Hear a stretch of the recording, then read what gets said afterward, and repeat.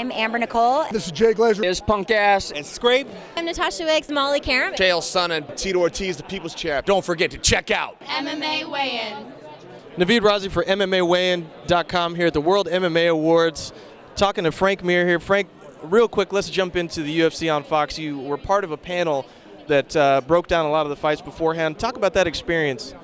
It was awesome to sit up there with somebody as legitimate as Jake Glazer, who's mainstream into so big into the football world, and so to see that kind of coverage and exposure for ours was a real surreal moment. Sitting up there with John Jones and Chuck Liddell, Forrest Griffin, and breaking down the fights like you would see on a Sunday football game. It blew my mind to know that we've come this far, and that's where we're at. And I've always thought that you've been one of the top fighters in terms of breaking down fights and giving that breakdown of the fights. I was a little disappointed not to see you on the actual Fox post and pre-fight show. Have you heard anything about possibly doing that in place of Dana White and they had Brock Lesnar on last time? Yeah, I don't know. Brock did such a great job. I don't know if I could ever replace that. He was so articulate and well-spoken that I think he pretty much slammed it in the ground. I sense some sarcasm. I think everybody saw that. I don't even know how to make a joke about it. You know what? You know how bad it was?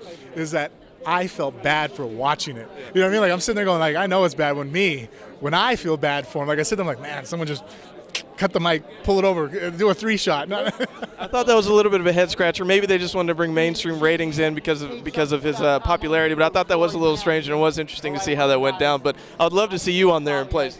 Yeah, I think I could pull it off a little bit better. I think, obviously it'll be competitive when we fight each other. But as far as on speaking terms, not so much. Yeah. Have you talked to the UFC at all about that, or Fox, excuse me, in terms of trying to get onto that show? Yeah, no, I have. I've mentioned, I threw my hat into the ring and mentioned that I would be interested in trying to, break down fights and speak from a broadcaster point of view. I think that, I'm able to give something back to the MMA community because I am proficient at that, and I think I explain things in a way that the average person can understand. I don't overanalyze things, and if I do a good job at it, I feel that it's beneficial to do it, and I want to. Since we didn't get a chance to hear you on the post-fight, Cain Velasquez, Junior Dos Santos will have you do it here. Talk about that fight and how that whole thing went down. I actually was a little bit surprised about it. I mean, no secrets. I make no bones about it. I thought that Velasquez was going to, was the favorite to win the fight due to just being so well-rounded. But, the heavyweight division, a punch can land. And, he got caught behind the ear, and a quick fight like that happens. There's really nothing much to say about it. I don't think there's any disrespect towards Velasquez.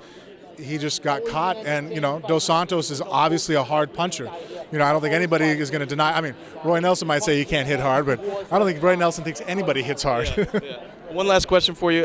Talk about your good friend Brock Lesnar and his matchup with Alistair Overeem. How do you see that going down?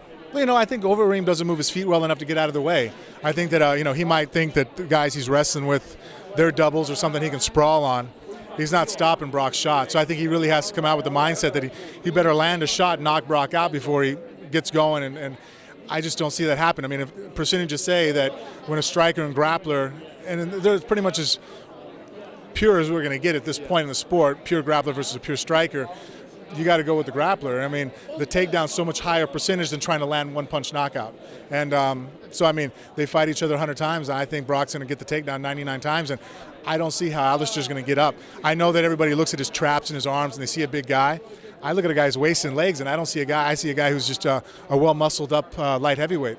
Appreciate the time, man. Thanks.